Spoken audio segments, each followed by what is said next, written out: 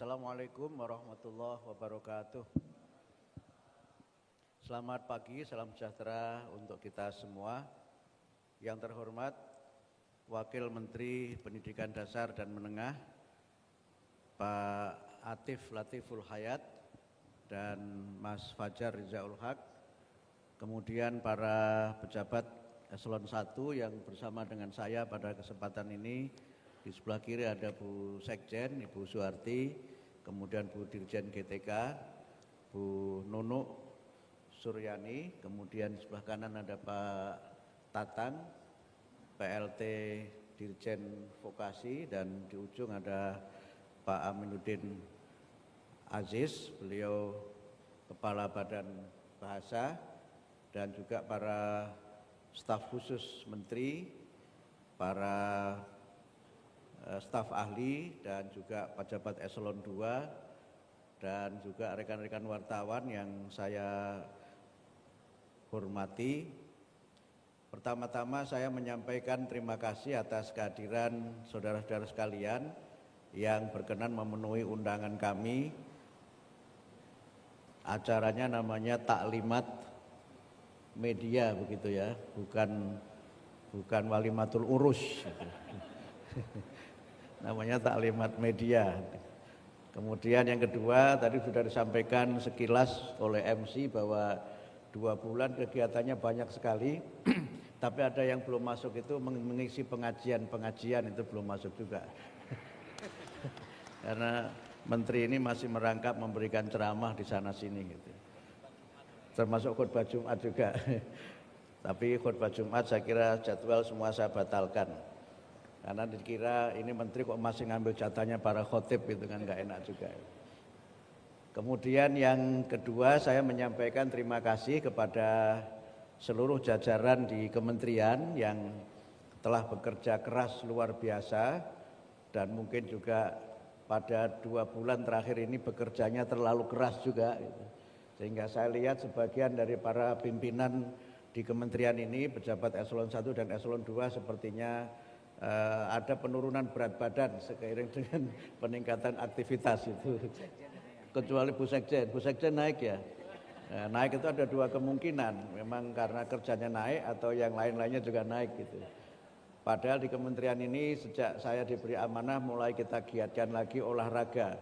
Ada badminton di lantai 3 yang juga sebagian rekan-rekan wartawan juga ikut bermain, dan juga senam pagi hari Jumat juga kita selenggarakan, tapi tetap saja Bu Sekjen berat badannya naik. Termasuk saya juga, saya timbang berkali-kali naik juga itu. Karena setiap rapat ada snack yang insya Allah juga sehat dan bergizi snacknya itu, sesuai dengan programnya Pak Prabowo. Saya ingin menyampaikan beberapa yang sudah kita lakukan di tahun 2024 dan yang akan kita lakukan di tahun 2025. Dan kami juga berterima kasih karena banyak sekali kegiatan yang kita laksanakan di tahun 2024 mendapatkan peliputan dan juga pemberitaan yang sangat luas oleh rekan-rekan wartawan dari berbagai media, baik cetak, elektronik maupun online. Karena itu kami menyampaikan terima kasih dan apresiasi yang setinggi-tingginya atas kerjasama yang sudah terbangun selama ini. Yang kedua, tentu capaian program ini adalah capaian program selama 1 tahun. Artinya masa-masa sebelum 21 Oktober itu juga program yang kami jadikan satu kesatuan sebagai capaian program, dan itu adalah apa yang sudah dilakukan pada masa kepemimpinan Mas Nadiem Anwar Makarim. Kemudian yang ketiga yang kami kira juga nanti kami sampaikan, program-program yang lebih merupakan highlight dari apa yang sudah kami lakukan, dan nanti juga kami sampaikan highlight untuk apa yang akan kami lakukan pada tahun 2025. Kami sampaikan bahwa program-program yang kami cantumkan dalam Taklimat Media ini adalah program yang pada tahun 2025 nanti itu sudah ada anggarannya dari APBN, yang itu masih juga terbuka kemungkinan untuk ada perubahan-perubahan seiring waktu. Karena itu maka kami ingin menyampaikan beberapa hal yang tidak keseluruhan nanti saya sampaikan mengingat waktu dan memberikan kesempatan kepada rekan-rekan dari media untuk bisa mengajukan pertanyaan atau mungkin tanggapan dan mungkin juga klarifikasi atau informasi-informasi yang bermakna untuk acara kita pada pagi hari ini. Kalau kita bicara mengenai program 2024, mungkin kami mulai dengan apa yang sudah kami lakukan. Yang pertama adalah peningkatan kesejahteraan guru melalui tunjangan sertifikasi pendidik. Kemudian yang kedua, itu program guru ASN bisa mengajar di sekolah swasta. Yang ketiga, penyederhanaan pengelolaan kinerja guru, kepala sekolah dan pengawas sekolah. Kemudian percepatan sertifikasi pendidik dengan kelulusan PPG pada kurun November-Desember 2024 mencakup 605.650 guru tertentu dalam jabatan dan calon guru prajabatan. Kemudian yang kelima, pelatihan untuk meningkatkan kompetensi guru, pelatihan untuk peningkatan kompetensi guru BK dalam menciptakan lingkungan sekolah yang aman, nyaman dan gembira. 6. Pelatihan peningkatan kompetensi guru kelas sekolah dasar dalam melaksanakan layanan bimbingan konseling. 7. Peluncuran film Kemenangan Sejati. Yang ke-8, gerakan 7 kebiasaan anak Indonesia hebat. 9. Peluncuran senam anak Indonesia hebat. 10. Penyusunan panduan revitalisasi sekolah, panduan PAUD SD 1 atap, panduan dan rekomendasi pelaksanaan program makan bergizi gratis.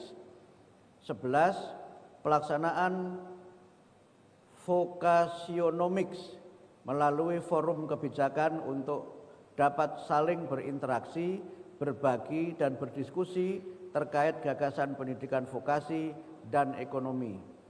12. Peningkatan daya saing tenaga kerja terampil Indonesia melalui SMK Teaching Factory, SMK Pusat Keunggulan Pendidikan Kecakapan Kerja.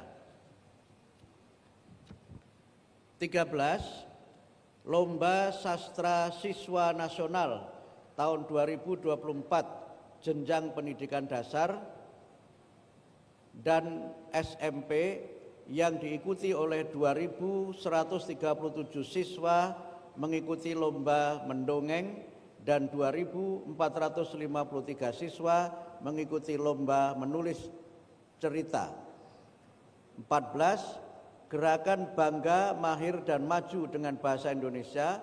15.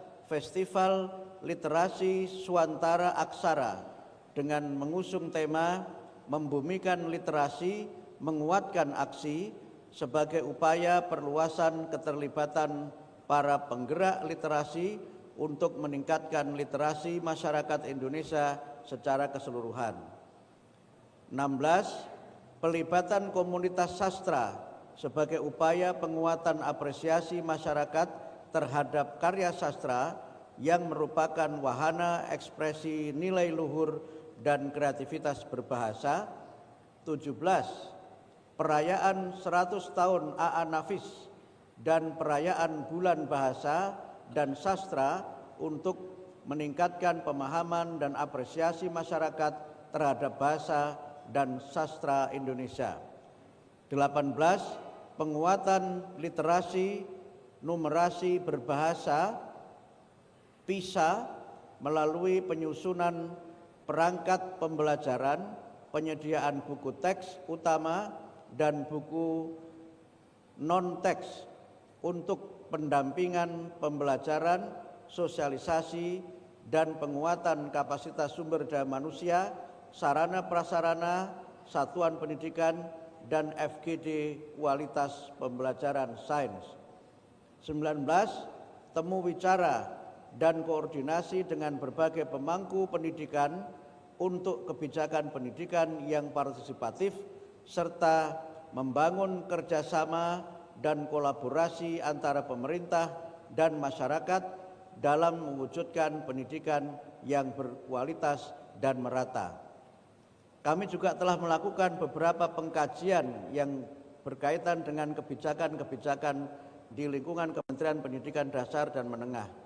Yang pertama adalah kajian terkait dengan ujian nasional dan asesmen nasional, kedua kajian tentang kurikulum, ketiga kajian tentang guru penggerak, keempat kajian tentang zonasi PPDB, lima kajian tentang coding dan artificial intelligence, enam redistribusi guru ASN dan guru P3K, kemudian yang ketujuh SMK masa depan, dan yang kedelapan pembelajaran mendalam atau deep learning. Kami sampaikan bahwa kajian-kajian tersebut sudah selesai kami rumuskan secara keseluruhan dan tinggal nanti menunggu pelaksanaannya pada tahun-tahun yang akan datang. Bapak-bapak dan ibu-ibu yang kami hormati, selanjutnya kami menyampaikan beberapa penghargaan yang diraih oleh Kementerian Pendidikan Dasar dan Menengah. Saya membacakan yang internasional saja. Yang pertama adalah penghargaan UNESCO terhadap sastrawan nasional A.A. Nafis dalam peringatan 100 tahun A.A. Nafis. Kemudian yang kedua, finalis dalam kompetensi internasional PR-nya itu apa ya? Oh, public relation, mohon maaf, PR-nya saya kira pekerjaan rumah. Jadi finalis dalam kompetensi International Public Relation Week Global Award 2024. Yang prestasi nasional karena terlalu banyak tidak kami bacakan pada kesempatan ini. Kemudian kami ingin menyampaikan beberapa program yang terkait dengan yang pertama adalah akses pendidikan. Total pada tahun sampai tahun 2024 atau pada tahun 2024 itu ada 53,32 juta anak telah terlayani pendidikan di 448.367 satuan pendidikan. Rata-rata partisipasi anak usia 7 sampai 12 tahun meningkat dari 99,16% pada tahun 2003 menjadi 99,19% pada tahun 2024. Dan usia 13 sampai 15 tahun dari 96,10% pada tahun 2023 menjadi 96,17% pada tahun 2024. Anak dengan disabilitas yang bersekolah setiap tahun rata-rata 231.880. Partisipasi anak disabilitas usia 7 sampai 12 tahun dan usia 13 sampai 15 tahun masing-masing 83,39% dan 60,95% pada tahun 2024. Kemudian 18.899.557 siswa yang berasal dari keluarga miskin atau rentan miskin mendapatkan bantuan program Indonesia Pintar. Perluasan dan afirmasi akses, ada 4.072 anak mendapatkan bantuan afirmasi pendidikan menengah atau ADEM. 514 kabupaten kota mendapat pembinaan pendidikan kesetaraan, 153 sekali lagi 153 community learning center yang mendapatkan bantuan untuk pendidikan anak dan keluarga pekerja migran Indonesia. Kemudian untuk kesejahteraan guru, guru diberikan tunjangan TPG, TKG dan insentif. Sebanyak 330.750 guru non-ASN yang mendapatkan tunjangan, kemudian 1.774.813 guru ASN yang mendapatkan tunjangan pada tahun 2024. 2 245.002 tunjangan profesi guru non ASN, kemudian 28.912 tunjangan khusus guru non ASN, 56.836 bantuan insentif guru non ASN, kemudian 1.085.766 tunjangan profesi guru, kemudian 52.097 tunjangan khusus guru, dan 636.950 bantuan insentif guru. Kemudian terkait dengan kualitas pendidikan, presentasi siswa dengan kemampuan literasi memenuhi kompetensi minimum meningkat dari 59,49% pada tahun 2022 menjadi 68,13% pada tahun 2023. Persentase siswa dengan kemampuan numerasi memenuhi kompetensi minimum meningkat dari 45,24% pada tahun 2022 menjadi 62,51% pada tahun 2023.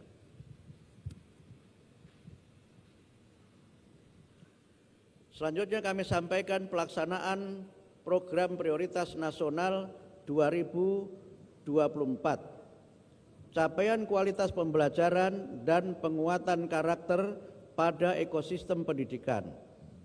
Penataan 176.040 formasi guru P3K, 5.000 lembaga PAUD mampu melaksanakan pembelajaran berkualitas dan layanan holistik, 26.764 peserta didik yang dikembangkan prestasinya di bidang sains, riset, teknologi, dan inovasi, seni budaya dan literasi, olahraga, vokasi, dan kewirausahaan. 121.488 satuan PAUD, satuan pendidikan kesetaraan, dan satuan pendidikan formal diakreditasi. 548 dinas provinsi dan kabupaten kota mendapatkan pendampingan materi penguatan karakter. 10.603 satuan pendidikan dan 20.662 fasilitator guru yang sudah mengikuti bimbingan teknis program ROOT. Kemudian 25.189 orang mendapatkan bantuan pendidikan keaksaraan dasar dan 607 orang mendapatkan bantuan pendidikan keaksaraan usaha mandiri. Capaian lingkungan belajar, peningkatan iklim keamanan dan kebinekaan di sekolah dengan skor rata-rata meningkat dibandingkan tahun sebelumnya. 406.718 satuan pendidikan yang sudah membentuk tim pencegahan dan penanganan kekerasan, serta 27 satuan tugas provinsi dan 444 satuan tugas kabupaten kota. Iklim keamanan sekolah pada jenjang SD, SMP, SMA, dan SMK masing-masing meningkat dari 69,63, 66,65, 69,09, dan 66,83 pada tahun 2022 menjadi 72,65, 68,97, 71,83, dan 68,94 pada tahun 2023. Iklim kebinekaan sekolah pada jenjang SD, SMP, SMA, dan SMK masing-masing meningkat dari 68,39, 66,24, 67,68, dan 65,23 pada tahun 2022 menjadi 72,74, 72,53, 75,85 dan 70,75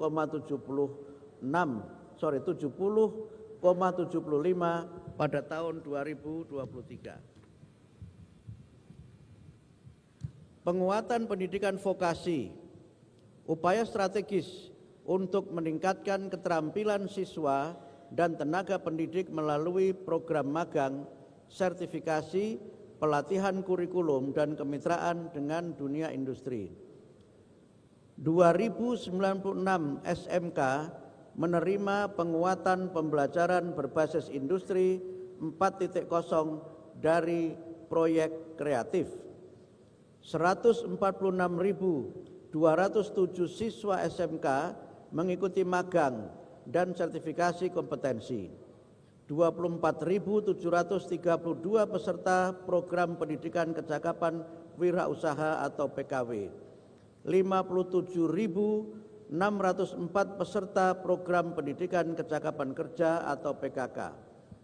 15.184 pendidik vokasi meningkatkan keterampilan atau upskilling dan reskilling. 1.076 lembaga kursus bersertifikasi industri. 4.614 guru kejuruan dilatih sesuai kebutuhan dunia kerja. 304 kemitraan antara pendidikan vokasi dan dunia usaha atau industri. Capaian literasi kebahasaan dan kesastraan. Pemerintah berkomitmen meningkatkan literasi, melestarikan bahasa daerah, memperkaya bahasa Indonesia, dan mempromosikan bahasa serta sastra Indonesia di tingkat nasional dan internasional. Distribusi 21 21,47 juta buku bacaan bermutu ke 35.785 SD dengan literasi rendah. Pemerkayaan KBBI dengan tambahan 80.000 tema dari kosakata bahasa daerah. Pembinaan 1.395 lembaga pemerintah, pendidikan swasta untuk pengutamaan bahasa Indonesia. 233.451 peserta mengikuti ujian kemahiran berbahasa Indonesia. Bantuan pemerintah untuk 340 komunitas literasi.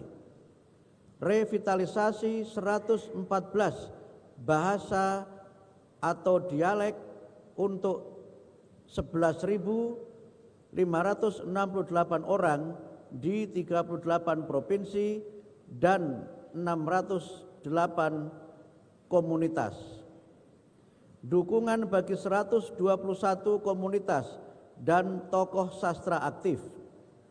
Produksi 175 karya, 114 komik cerita rakyat dari 38 provinsi dan 61 buku cerita bergambar termasuk hikayat Raja Budak. Fasilitasi program BIPA di 56 negara dan 387 lembaga.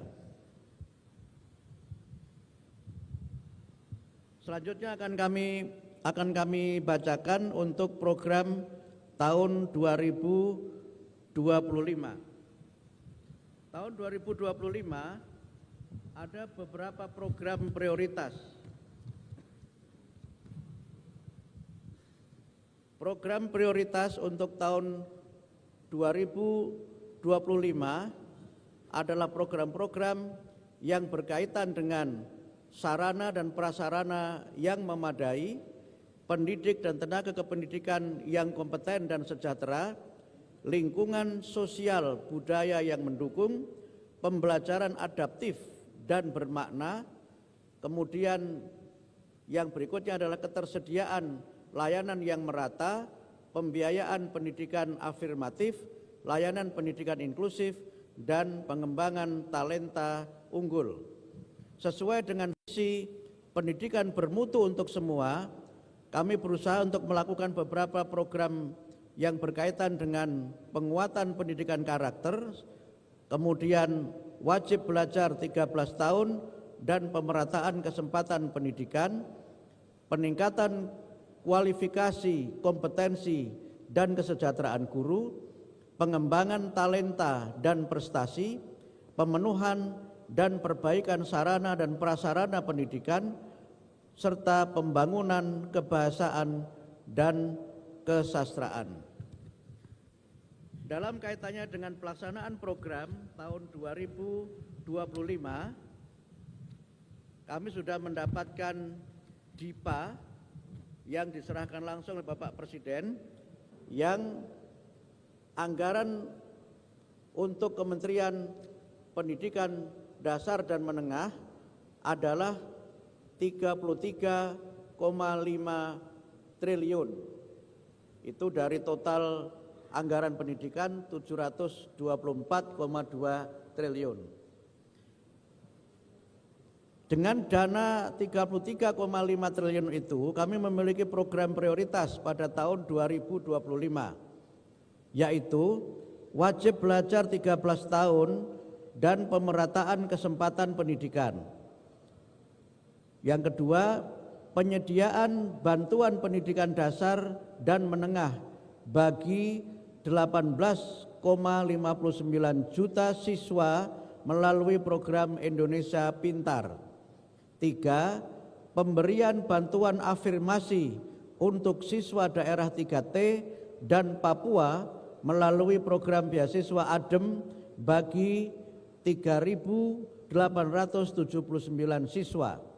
Keempat, pemberian tunjangan guru ASN daerah yang meliputi tunjangan profesi guru untuk 1.522.727 guru, dana tambahan penghasilan guru untuk 332.170 guru, tunjangan khusus guru untuk 62.536 guru.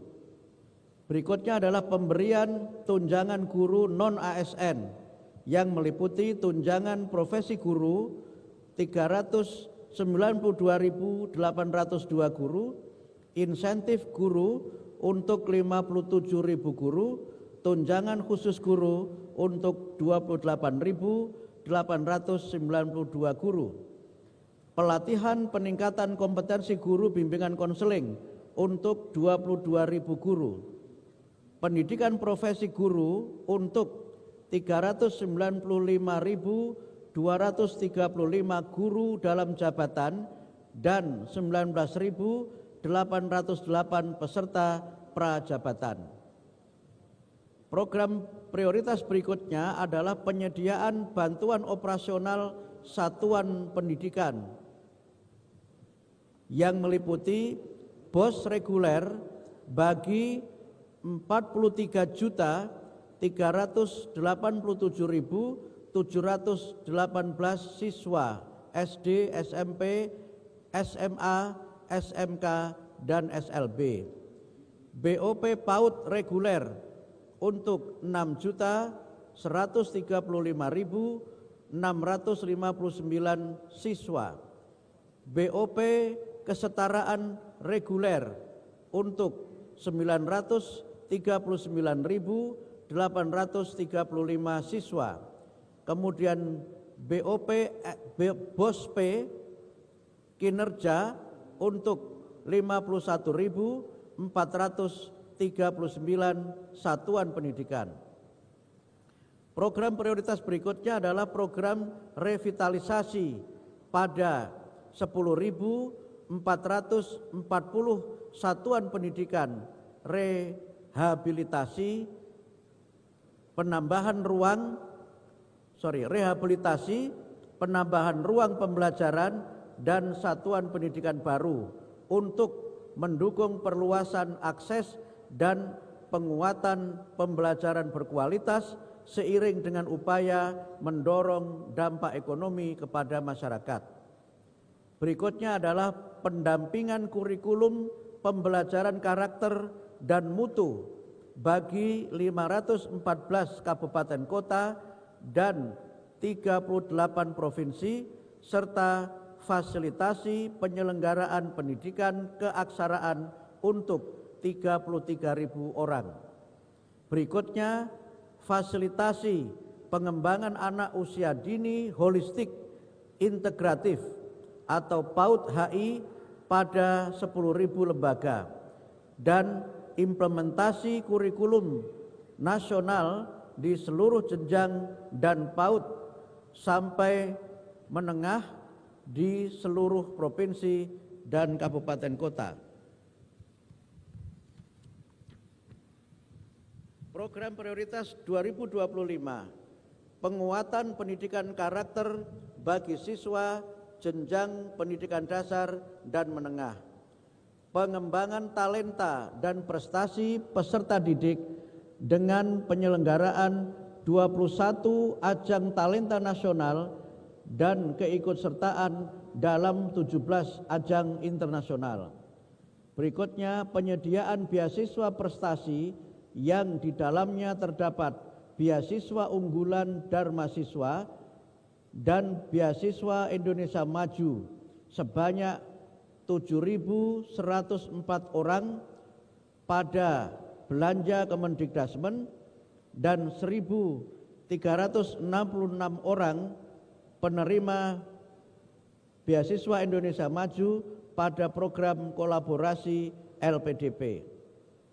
Satuan pendidikan yang diakreditasi sesuai dengan standar nasional pendidikan sebanyak 55.404 lembaga sebagai rekomendasi dalam penyusunan program perbaikan kualitas satuan pendidikan di Indonesia. Berikutnya, asesmen nasional dengan cakupan 494.665 satuan pendidikan untuk memotret kualitas hasil belajar dalam mendorong percepatan perbaikan mutu pendidikan di Indonesia. Berikutnya adalah penguatan kualitas 2012 SMK melalui program Pusat Keunggulan, Proyek Kreatif dan Kewirausahaan Industri 4.0, peningkatan mutu dan pabrik pembelajaran. Sertifikasi kompetensi dan magang luar negeri bagi 100.750 siswa SMK. Peningkatan keterampilan dan penyegaran keterampilan bagi 10.214 pendidik dan tenaga kependidikan satuan pendidikan vokasi.